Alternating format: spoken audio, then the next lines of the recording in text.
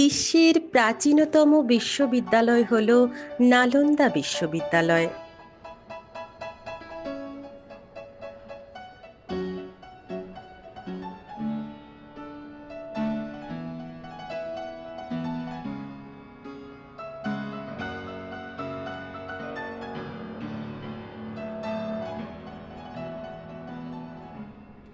না আলম দা অর্থাৎ অপ্রতিরোধিত জ্ঞান বা প্রবহমান জ্ঞান।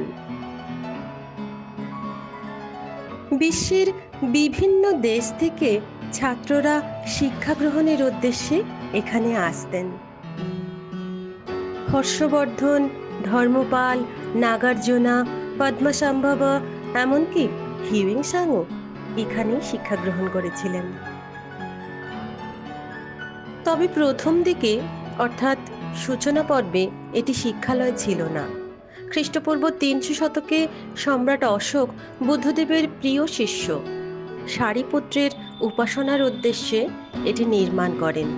পরবর্তী সময়ে ৪১৩ খ্রিস্টাব্দে কুমারগুপ্ত এটিকে শিক্ষা গ্রহণের উদ্দেশ্যে পুনঃস্থাপন করেন। হিউয়েন সাং এর বর্ণনা থেকে জানা যায় ১০,০০০ ছাত্র ও ২,০০০ শিক্ষক নিয়ে শিক্ষা প্রতিষ্ঠানটি শুরু হয়েছিল।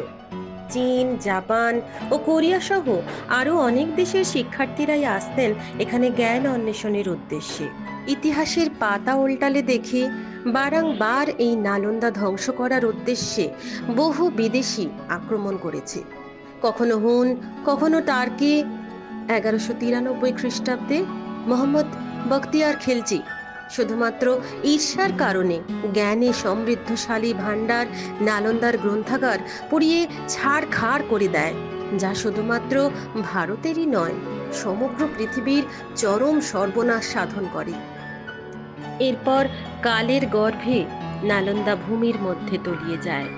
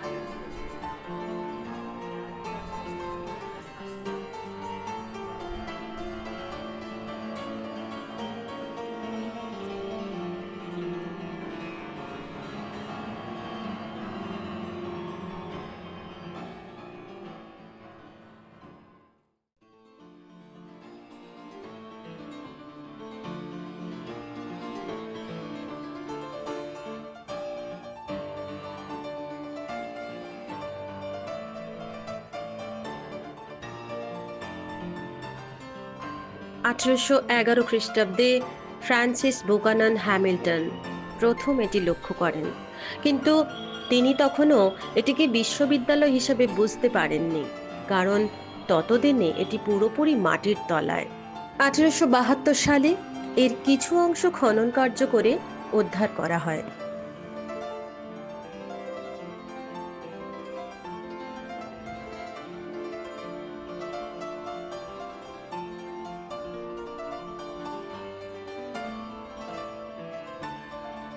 ভারতের ঐতিহ্য, শিক্ষার গৌরব, প্রতিপত্তির মূর্তিমান উদাহরণ এই নালন্দা।